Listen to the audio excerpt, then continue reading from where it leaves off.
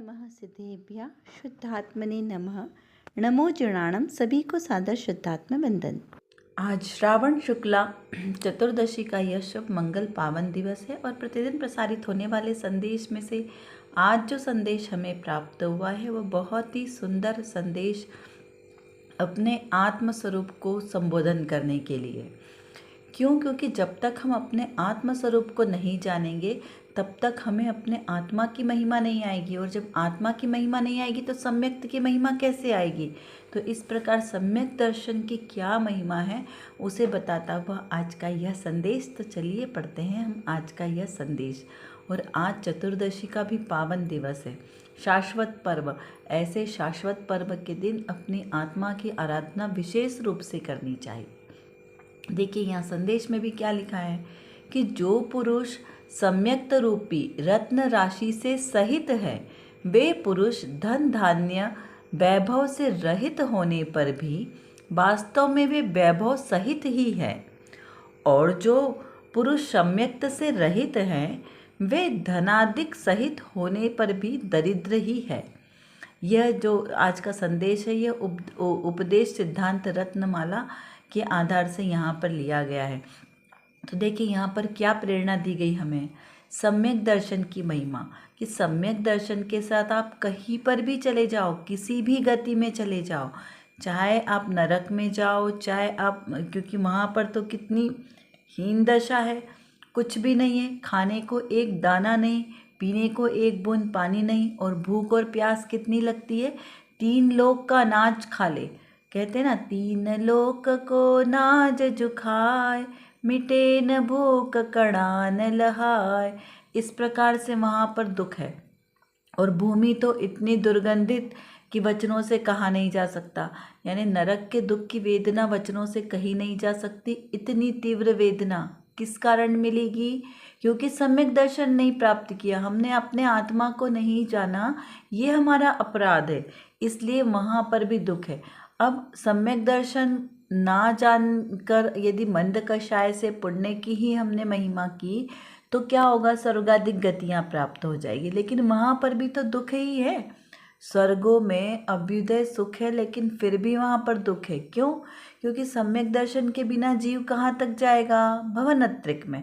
भवनत्रिक यानी व्यंतरवासी, भवनवासी और ज्योतिषवासी देव, ये 3 प्रकार के देवों में जाएगा। चौथे प्रकार का जो देव है वैमानिक देव, वहाँ पर सम्यक दृष्टि जीव ही उत्पन्न होते हैं। तो यहाँ पर सम्यक दर्शन प्राप्त नहीं किया तो इन 3 देवों में देव पर्याय प्राप्त होगी। तो वहाँ पर नरकों से, मनुष्य गति से तो सुख की प्रधानता ज़्यादा है, ज़्यादा सुख मिलेगा, लेकिन वहाँ पर दुख किस बात का है? जो अपने से उपरिम देवों का वैभव देखेंगे तो उनके वैभव को देख देख के आर्त रौद्र ध्यान होगा, तो वहाँ पर दुख होता है। तो दुख तो चारों ही गतियों में है। मनुष्य गति में आएंगे तो मनुष्य गति संबंधित दुख, तिर्यंच गति में गए तो तिर्यंच गति संबंधित दुख, यानी चारों गतियाँ ही दुख रूप है। तो सुख कहाँ है? सुख अपने आत्मा में है, गतियों में सुख नहीं है। अब गतियों में नाही भ्रमेंगे, निजानंद पान करेंगे। यदि हमें अपने स्वरूप की समझ में आ रही है और दुखों से दूर होना है, सुख की प्राप्ति करना है, तो इन गतियों में अब नहीं घूमना, ऐसा दृढ़ श्रद्धान करना है, दृढ़ निश्चय करना है। देखिए जब तक निश्चय दृढ़ नहीं होगा, दृढ़ता नहीं होगी, तब तक हमें अपने लक्ष्य की प्राप्ति नहीं होगी। उसके लिए दृढ़ श्रद्धानी होना आवश्यक है। जो डामाडोल मन वाले होते हैं ना, कि कभी कुछ बोला कभी कुछ बोला, तो वो परिस्थिति के अनुसार अपना डिसीजन बदलते रहते हैं। तो ऐसे डामाडोल चित्त वाले व्यक्ति लौकिक में भी सक्सेस नहीं होते, है ना, क्योंकि कभी उनका मन किया तो कोई कार्य किया, कभी नहीं किया। तो जहाँ पे निरंतरता नहीं होती वहाँ पे लौकिक में भी उनको सफलता नहीं मिलती। लौकिक में भी जितने जीव सफल हुए हैं, जितने अपने लक्ष्य को, गोल को प्राप्त किया, अचीव किया है, वे सब निरंतरता से पढ़ते हैं। चाहे एक स्टूडेंट को ले लो, एक स्टूडेंट यदि ध्यान पूर्वक एकाग्र चित्त होकर अपनी पढ़ाई करता है, जो उसका सिलेबस है वो पूरा अच्छी तरीके से पढ़ता है, तो वो एग्ज़ाम में टॉप करता है।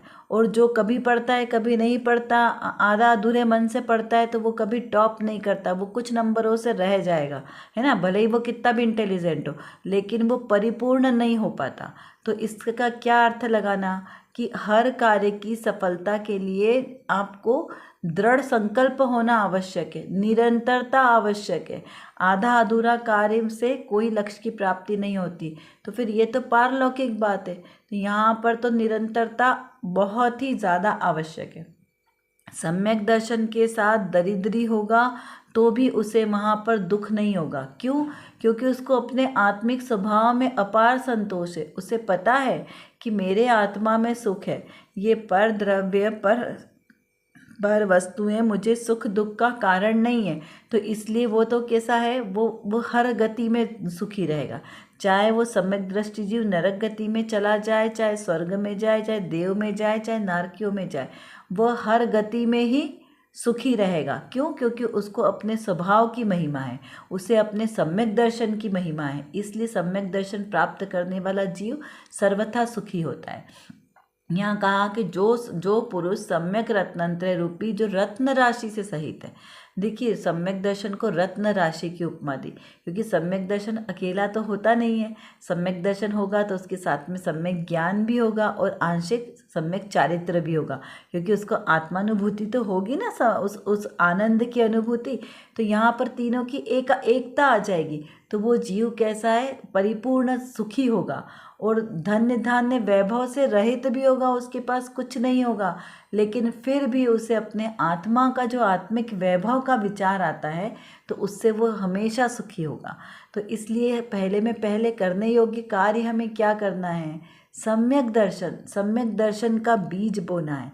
और वो सम्यक दर्शन का बीज कहाँ पर कब बोना है, तो भाव भूमि को निर्मल करना है। काहे से करना है? वैराग्य भावनाओं के चिंतन से। 12 प्रकार की वैराग्य भावनाएं बताइए ना उनका, क्योंकि इसमें से 6 भावनाएं तो वैराग्य परक है और 6 भावनाएं तत्व परक है। तो उनका समीचीन चिंतन मनन करने से भाव भूमि निर्मल होती है और जिसमें सम्यक्त रूपी बीज अंकुरित होते हैं। तो जब तक सम्यक्त रूपी बीज अंकुरित नहीं होगा तब तक हमारा मोक्ष मार्ग प्रारंभ नहीं होगा। चलिए अभी देखते हैं हम कि रत्नकणिका में आज कौन सा अवसर है। कल जैसे सबको विदित है कि कल रक्षाबंधन का पर्व जो सभी मनाते हैं। तो ये रक्षाबंधन का पर्व क्यों मनाया जाता है? सभी धर्मों में, ऐसा नहीं है कि इस दिन का महत्व सिर्फ जैन शासन में है या हिंदू धर्म में। सभी धर्मों में इस तिथि को बहुत ही पवित्रता के साथ मनाया जाता है, उत्साह के साथ मनाया जाता। तो इस दिन क्या हुआ था ऐसा विशेष, क्यों इस दिन को मनाया जाता है? तो पहले तो हम देखते हैं कि रक्षाबंधन पर्व क्या है। तो इस दिन 700 मुनियों को बचाने के लिए जो विष्णु कुमार मुनिराज थे, उन्होंने अपना वेश बदला और मंत्री से वचन लिया कि मुनियों की रक्षा के लिए वो 700 मुनियों की रक्षा करेंगे, है ना। तो विष्णु कुमार मुनिराज उनको मिले और वास्तव में यह जो व्यवहार की जो बात है कि विष्णु कुमार मुनिराज ने मुनियों की रक्षा की, तो जैन शासन तो कहता है कोई किसी की रक्षा करता नहीं है। तो फिर यहाँ पर क्या बात आई? तो यहाँ पे वो जो 700 मुनियों की रक्षा हुई वह तो उनके पुण्य के उदय से हुई थी, उनका आयुष कर्म प्रबल था, इसलिए उनकी रक्षा हुई। मोक्षपाल प्रकाशक जी में भी ऐसा आता है कि उनकी प्रशंसा की गई है कि वास्तव में तो वो मुनिराज के योग्य कार्य नहीं था, फिर भी मुनिराज ने वो कार्य किया। किसके लिए? वात्सल्य भावपूर्वक। किन के ऊपर वात्सल्य किया? उन मुनिराजों के ऊपर वात्सल्य के कारण उन्होंने अपना मुनिपद छोड़कर और उनकी रक्षा का भाव किया। तो दरअसल में तो यह चीज़ स्वयं जीव की ही रक्षा की है कि जीव अपने ही परिणामों की रक्षा करता है। लेकिन यह एक ऐसा प्रसंग बन गया, सो उनको भी ऐसा भाव आया और उनकी प्रशंसा हुई। क्योंकि उनको कैसा भाव आया कि हाँ, किसी ने उनको बताया कि आपको विक्रिया रिद्धि की प्राप्ति हो गई है और देखो वो मुनिराजों के ऊपर इतना घोर उपसर्ग है और आप ही उसका निवारण कर सकते हैं। और उनको भी सहज ही ऐसा भाव आ गया कि चलो ठीक है, मैं अगर मेरे पास कोई रिद्धि है तो मैं अपने साधर्मी भाइयों की रक्षा कर सकता हूँ, मुनिराजों की। तो उन्होंने ऐसे ही सहज भाव से उनकी रक्षा का भाव आ गया। लेकिन अंतर्मन में उन्हें ये नहीं था कि मैंने मुनियों की रक्षा की।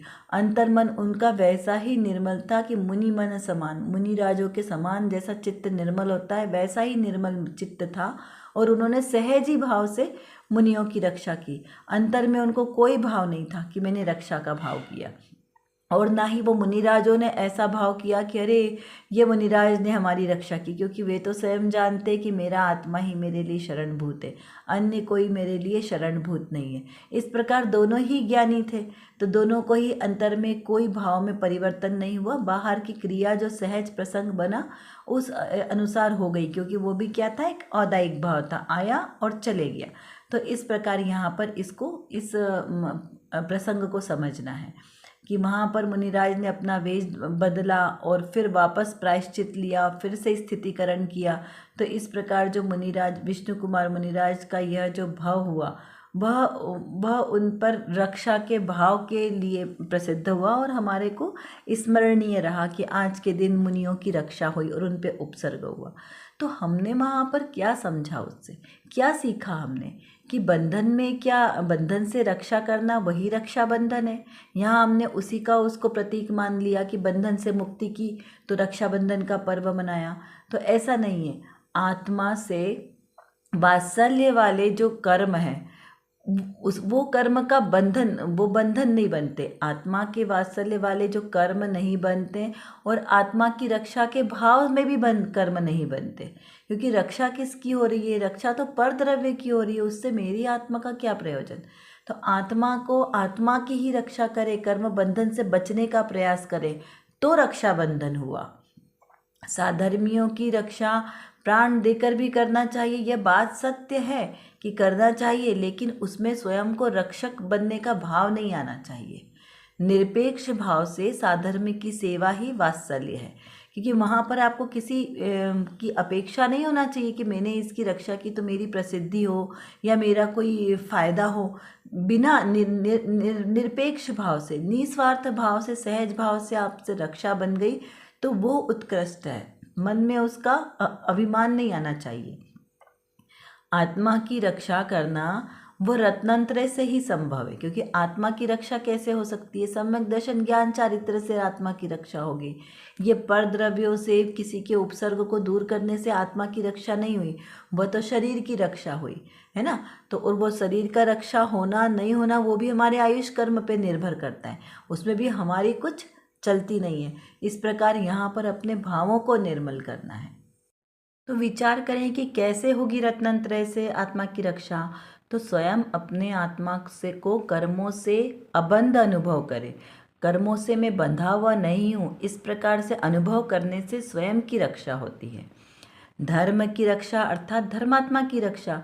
तो जो धर्मी जीव है उनको उनके अनुकूल उनको सामग्री जुटाना, उनको उसके अनुकूल वातावरण बनाना, ये सब धर्मी जीवों की रक्षा करने के भाव हुए। मुनिराजों को अनुकूल संयोग देना, उनके लिए आहार आदि की व्यवस्था करना, ये सब उनकी धर्म की रक्षा हुई। लेकिन इसमें भी अपने स्वभाव को जाने बिना कोई किसी का कार्य नहीं कर सकता, क्योंकि स्वभाव की शरण बिना सुरक्षा असंभव है। अपने स्वभाव को नहीं जाने तो फिर हम कैसे किसी की रक्षा कर सके। पहले तो हमें अपने स्वभाव का ज्ञान होना चाहिए कि मैं किसी की रक्षा करने वाला नहीं हूँ, मैं पर पदार्थों का अच्छा या बुरा करने वाला नहीं हूँ, हो ये दृढ़ता होना। फिर सहज में जो क्रिया हो रही है, कार्य हो रही है, उसमें फिर हमें कर्तापने का अभिमान नहीं आता। तो स्वयं की भी रक्षा हुई, बाहर में दूसरों की रक्षा की और स्वयं ने अपने आप को कर्ता स्वभावी मान लिया, तो स्वयं का तो घात हुआ ना। तो उसमें दूसरों की रक्षा कैसे हुई?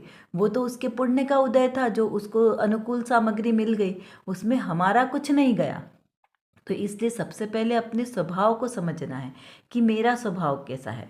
पर की रक्षा की आशा करना, पर की रक्षा करने की भावना करना, यही मिथ्यात्व है, और इस मिथ्यात्व के कारण ही संसार में परिभ्रमण होगा। तो संयम से ही सुरक्षा संभव है। कैसे? अपनी आत्मा को संयमित रखना, 5 इंद्रिय के विषय भोगों से अपनी आत्मा की रक्षा करना, इससे ही सच्ची सुरक्षा होने वाली है। इसके अलावा और कोई वस्तु सुरक्षा आत्मा को सुरक्षित रखने वाली नहीं है। जिसका आत्मा सुरक्षित है तो उसके आश्रय से अन्य जीव स्वयं ही सुरक्षित हो जाते हैं। इस प्रकार का यहाँ विचार करना चाहिए। जब तीर्थंकर भगवान, पार्श्वनाथ भगवान, महावीर भगवान पर उपसर्ग हुआ और अन्य भी जितने उपसर्ग केवली मुनिराज हुए, उन सब पर जब उपसर्ग हुआ तब क्या हुआ, किसी न किसी ने आकर उनकी रक्षा की। तो क्या उनकी रक्षा करने से वे जीव सुरक्षित हुए? हमें इस पर बहुत गहराई से विचार करना चाहिए। क्या उनके पुण्य का कोई उदय नहीं होगा? तीर्थंकर भगवान जैसी महापुण्य प्रकृति के धनी, उनके ऊपर यदि कोई उपसर्ग होगा तो क्या उन्हें उनसे उनको तकलीफ होगी?